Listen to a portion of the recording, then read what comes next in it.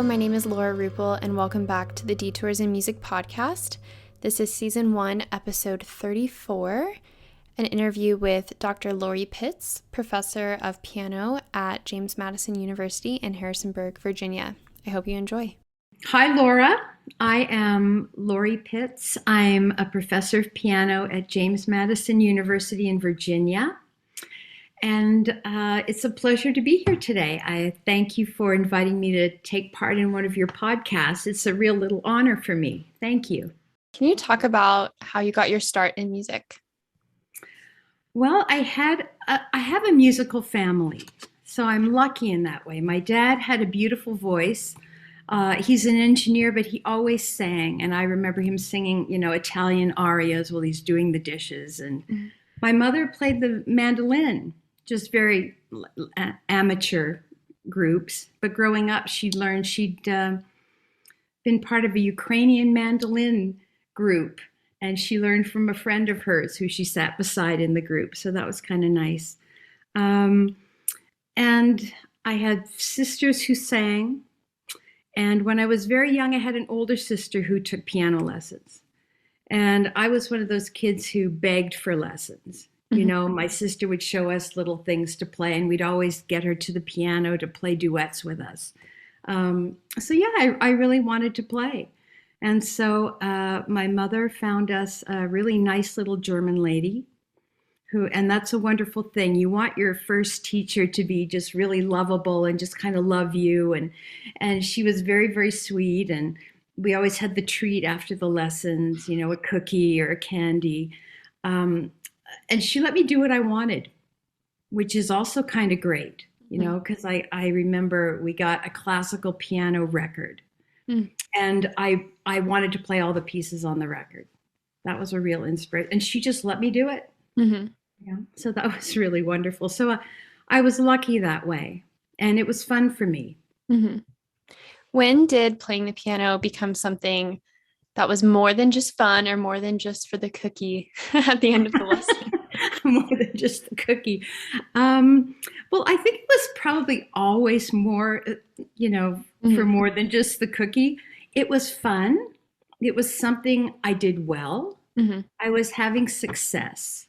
These are all the things that kind of lead you in one direction or another. Mm-hmm. And I eventually, when I was 12, we moved to Ottawa, Canada, which was a huge piano city. Wonderful teachers, wonderful opportunities. So there were festivals, there were a national competition I could take part in. We have the Royal Conservatory system that everything is geared to in Canada, and just lots of playing opportunities. And so it sort of evolved over time. It's just something I did and I enjoyed, and I had lots of chance to play. Yeah.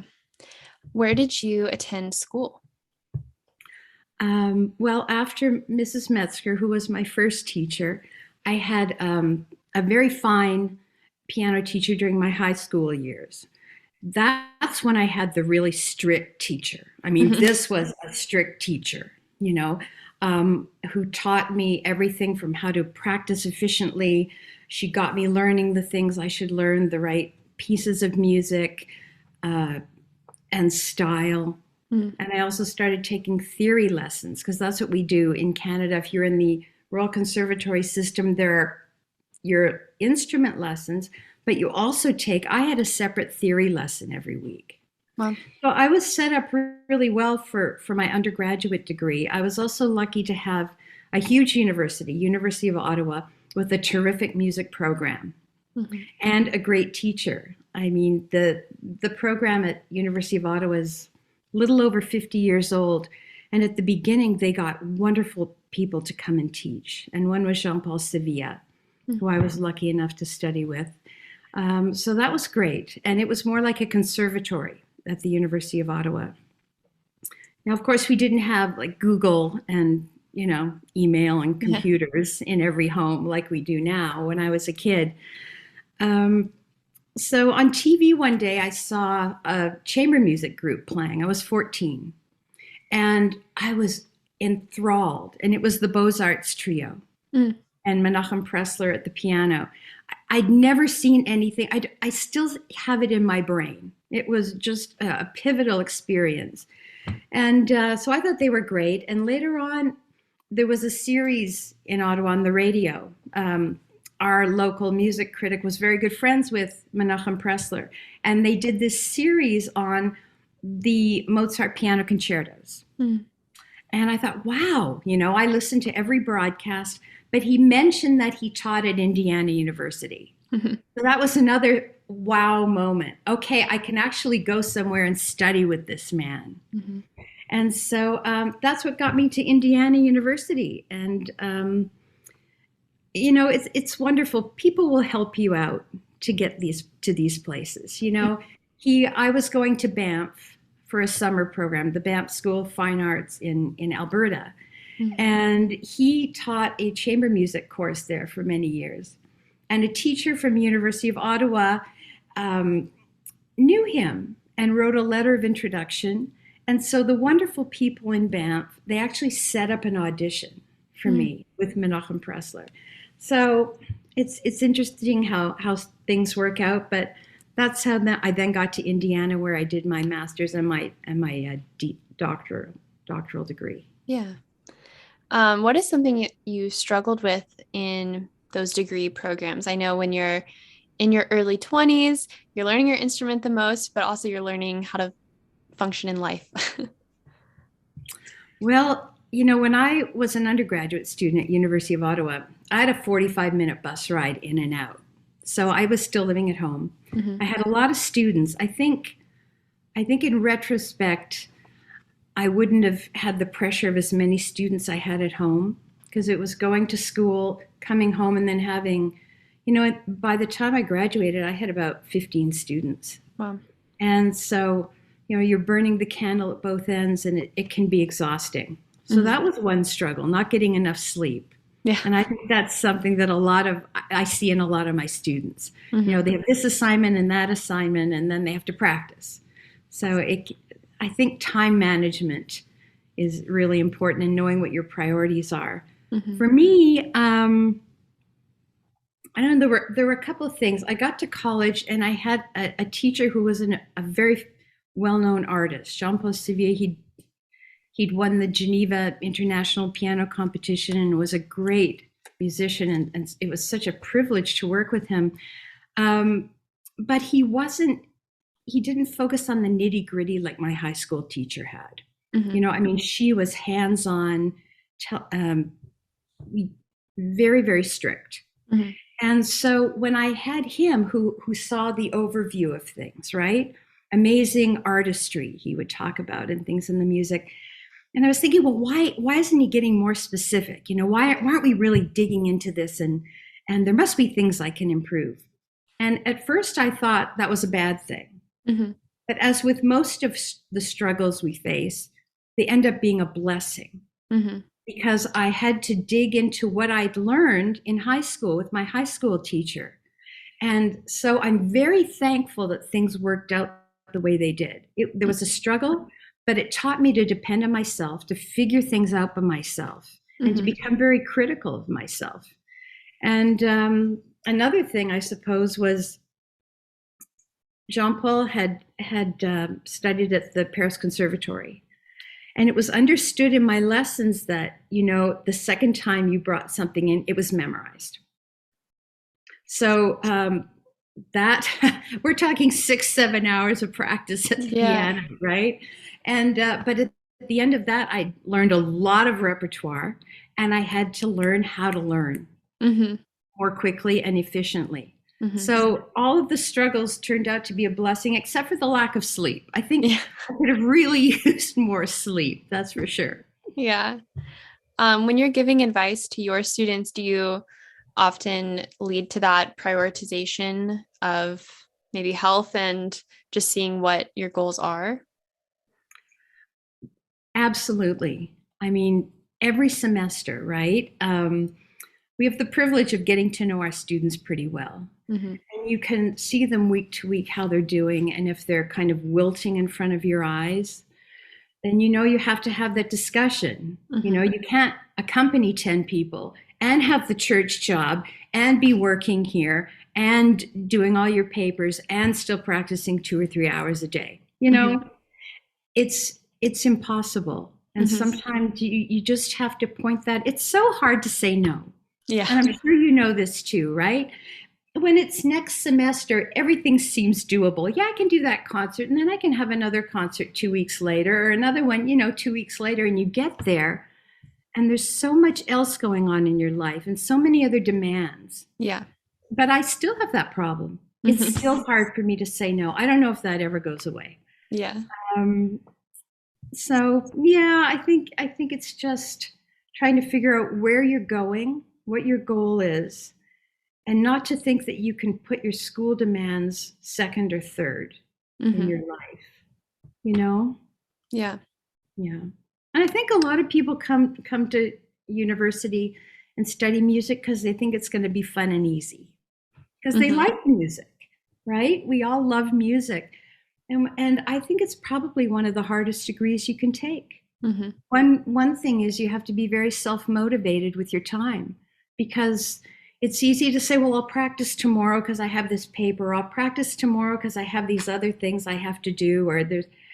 And you really have to buckle down and say, well, I have to get that practice in and be very regular about it. And that's hard. Have you ever considered what you would do if you were not a musician?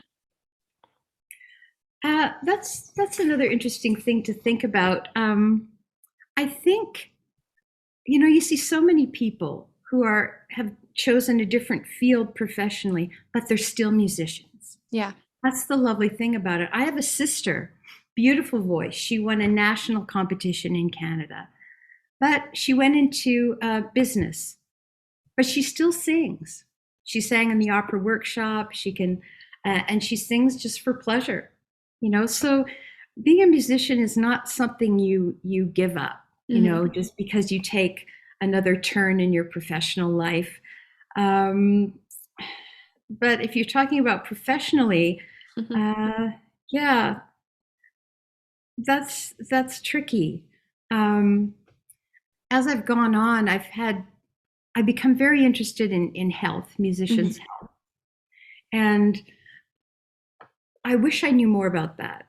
I wish I knew more about how the brain works, how we learn, how our bodies work most efficiently.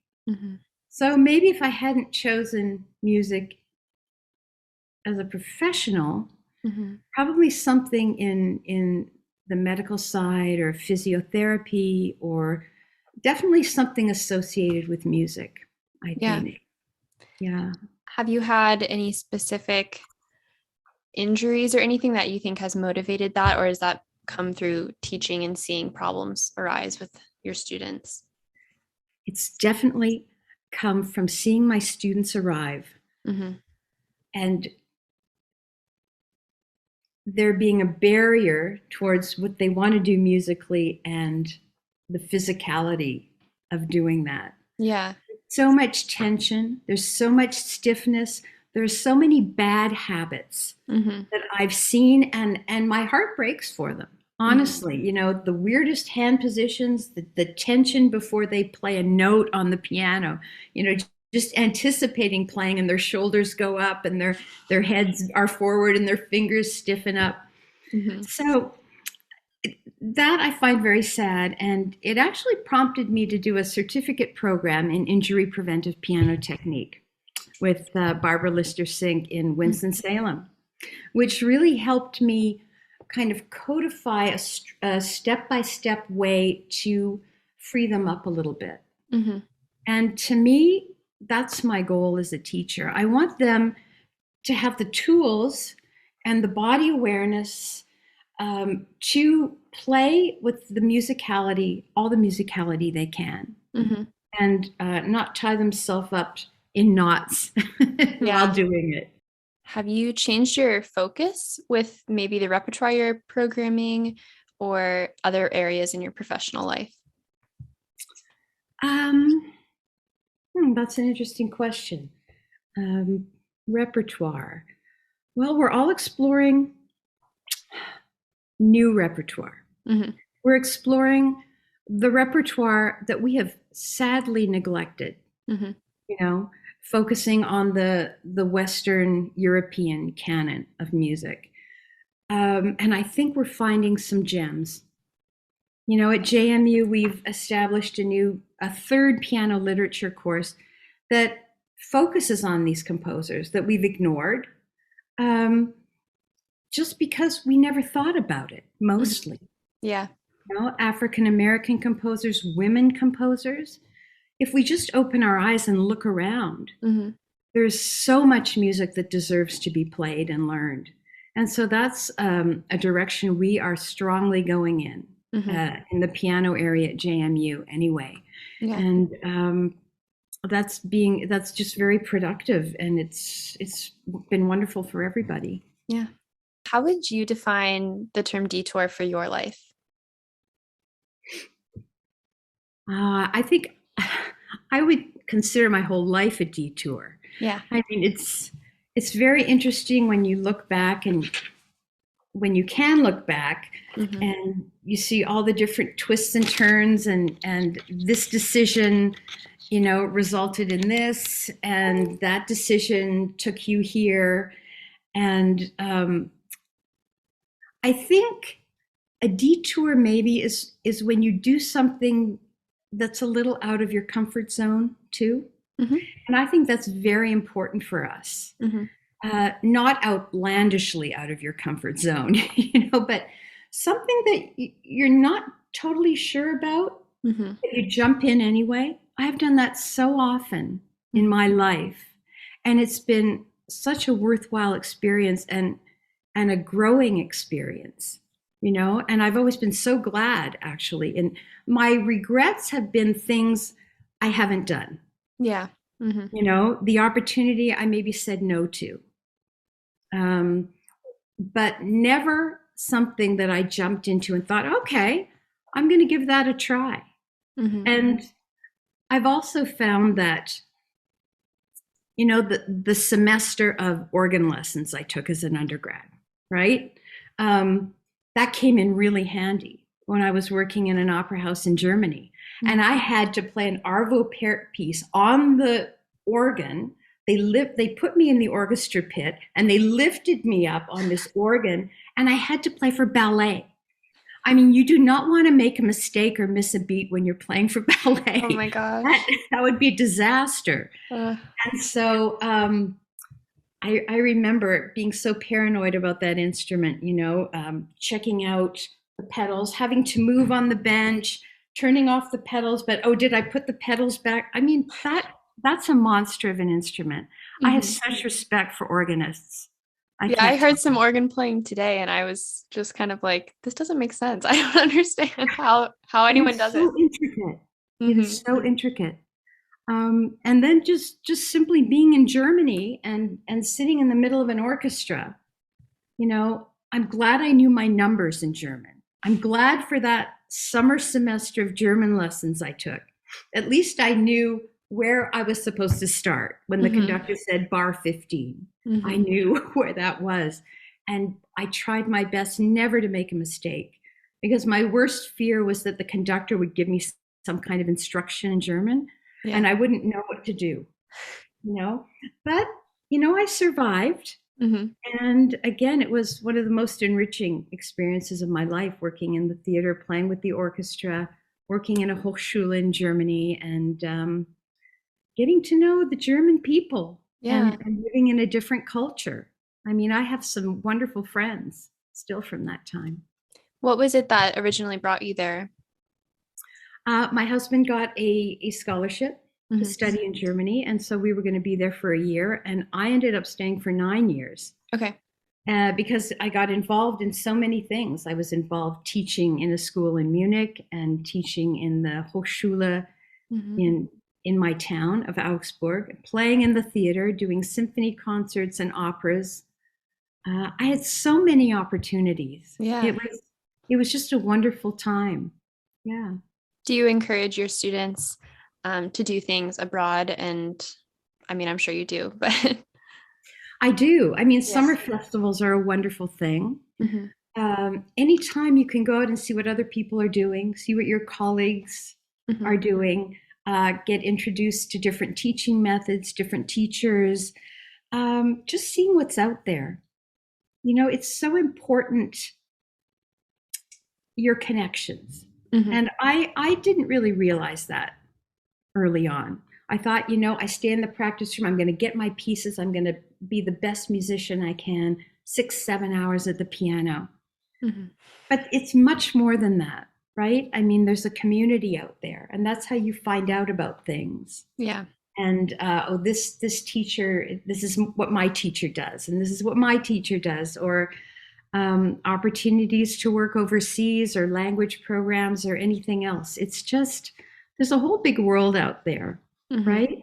And you just want them to, well, even the experience of living overseas, or living in a foreign country with a foreign language. It teaches you a lot. It teaches you a lot about people. It teaches you a lot about being a foreigner in another country, what that feels like.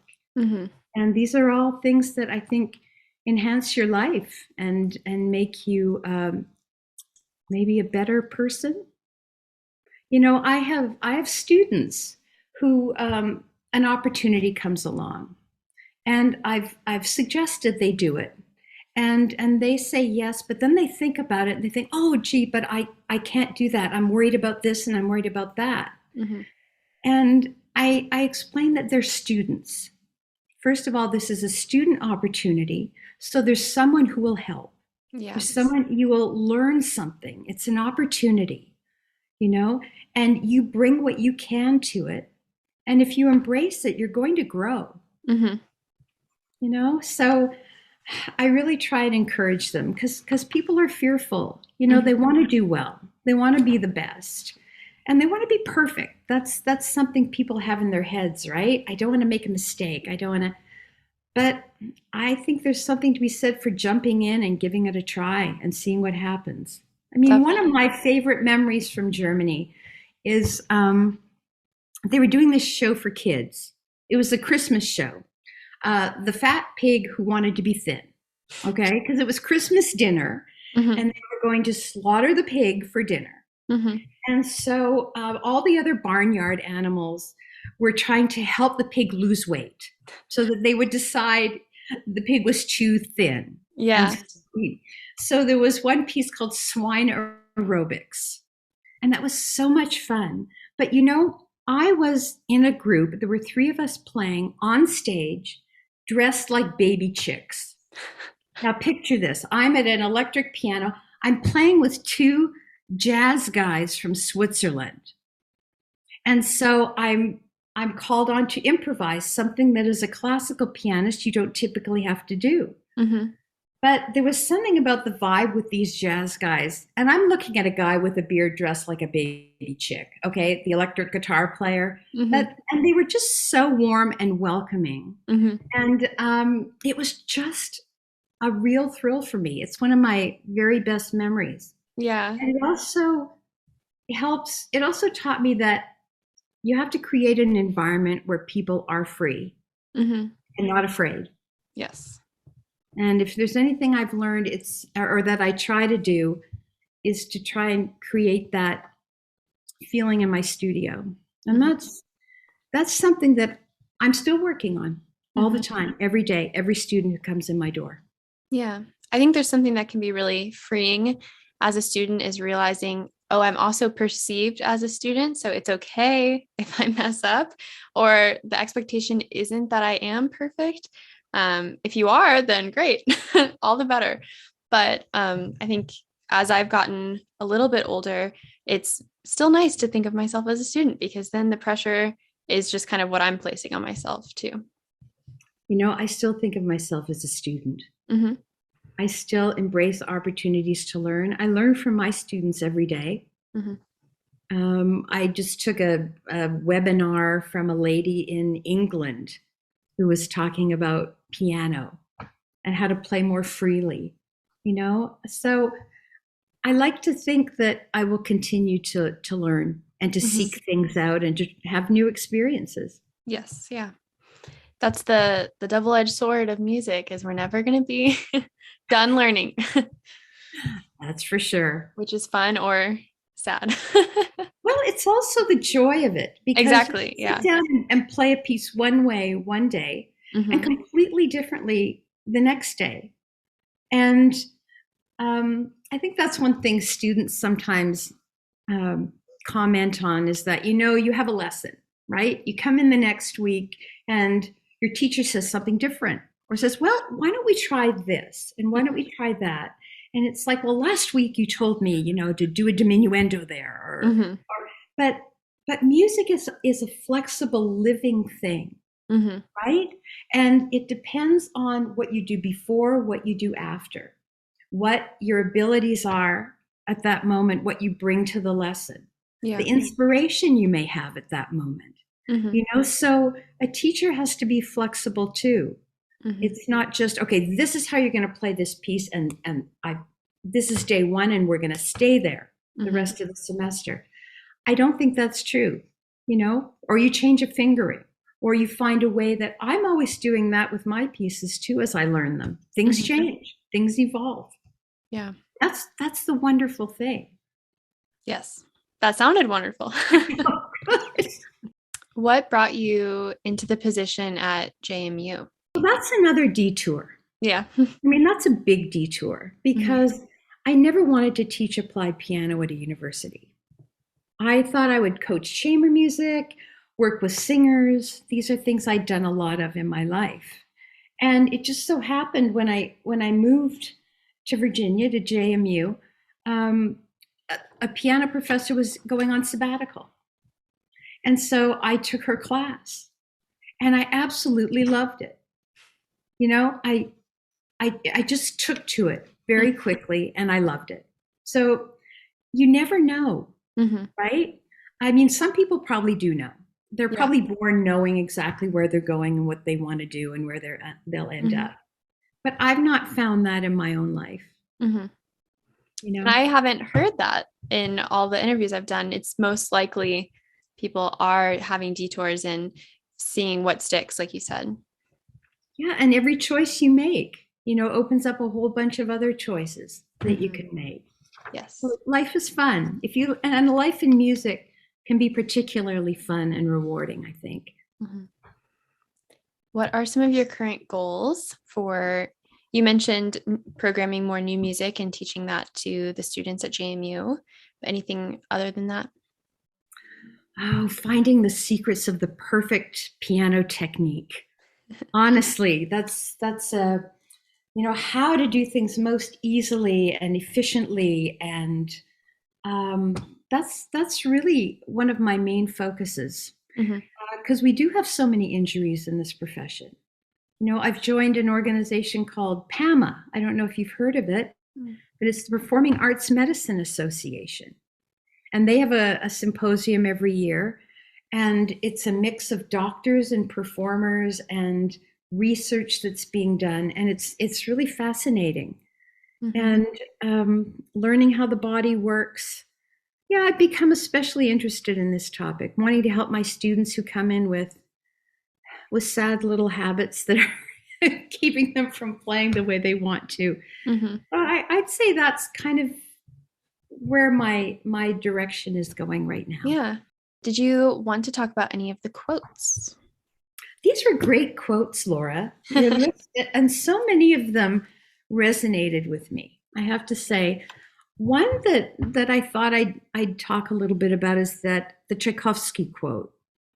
Inspiration is a guest that does not often visit the lazy.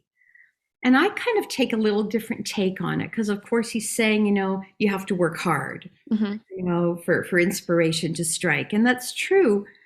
But I think often we can get in our way waiting for inspiration.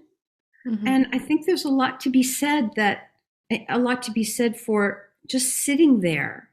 If you're a writer, have that empty page and a pen and just Hmm. sit there, you know, uh, analyzing that score.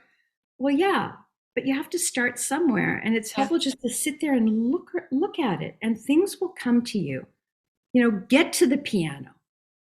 That's sometimes a big step, Yeah. on a particular day of, get yourself to the piano and start. Mm-hmm.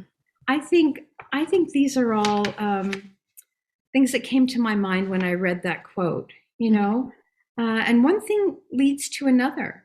And in this very fast-paced world we have now, with all these distractions, I think it's hard to just find that repose that we really need to sit down and compose a new piece or analyze a score or focus on a piece of music. Mm-hmm. So I think taking that first step is really, really important. It was lovely talking to you. Well, Laura, it was really my pleasure to be part of this. Thank you. So thank you very much. I hope you enjoyed hearing that interview with Dr. Piitz. I think something that's really incredible from a teacher to student perspective is because Dr. Piitz is so interested in the health of herself and her students and the technique involved in playing piano, a lot of her students might not even realize how fortunate they are to work with someone who's really conscious of that and working towards helping them create a happier and healthier career in music. Thank you as always for listening to the podcast, and feel free to engage with us on any social media platforms.